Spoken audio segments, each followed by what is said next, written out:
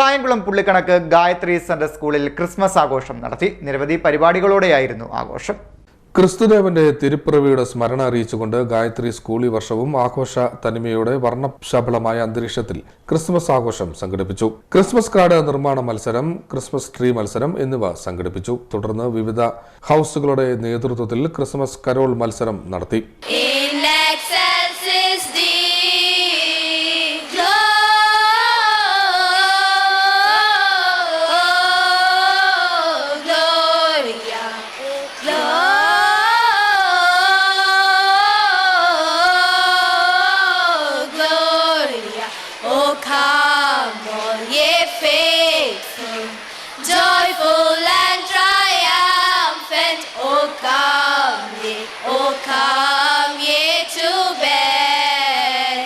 School കൊയറിന്റെ പ്രാർത്ഥനാ ഗാനത്തോടെ ആരംഭിച്ച പരിപാടിയിൽ 7ാം ക്ലാസ്സിലെ വേദനന്ദ മനോജ് സ്വാഗതം രേഖപ്പെടുത്തി.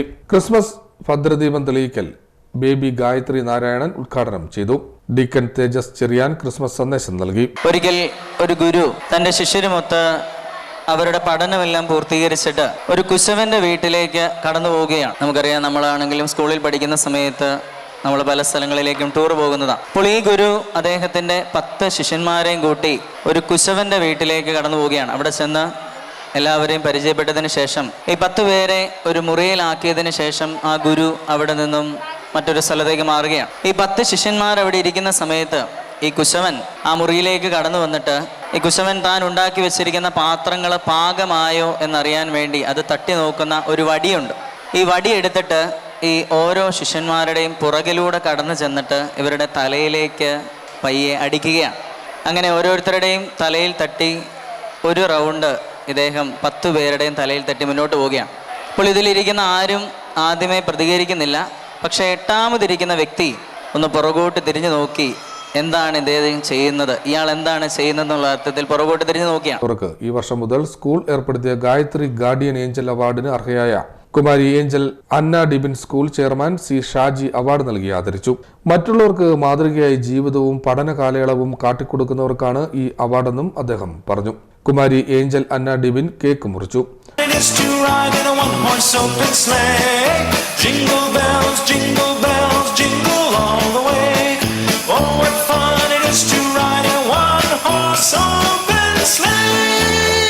മൂന്നാം ക്ലാസ്സിലെ നൈനിക ആർ നായർ ക്രിസ്മസ് സന്ദേശവും 5ാം ക്ലാസ്സിലെ ഋഷിത് രമേശ് നന്ദിയും പറഞ്ഞു. Christmas card, Christmas tree, carol ഗാന മത്സരം എന്നിവയിൽ വിജയികളായവർക്ക് principal Leena Shankar, general secretary Jai Singh, school managing committee chairman doctor P Vinod, academic council chairman Sajeev Chandran, vice പ്രിൻസിപ്പൽമാരായ വിനീത പിള്ള, ഷീജ പി നായർ, ഒബ്സർവർ ശ്രുതി വിജയൻ എന്നിവർ സമ്മാനം നൽകി.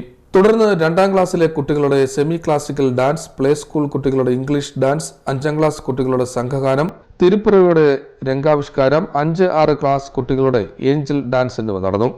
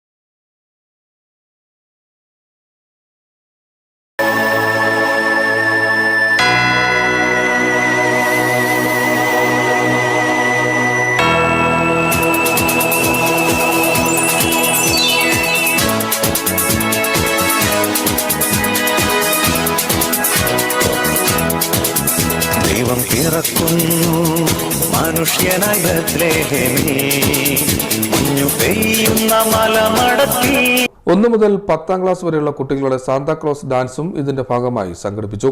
നിരവധി ക്രിസ്മസ് പാപ്പാമാർ അണിനിരന്ന് നടത്തിയ പരിപാടിയിൽ അധ്യാപകരും വിദ്യാർത്ഥികളും കൂടാതെ രക്ഷകർത്തൃ പ്രതിനിധികളും പങ്കെടുത്തു.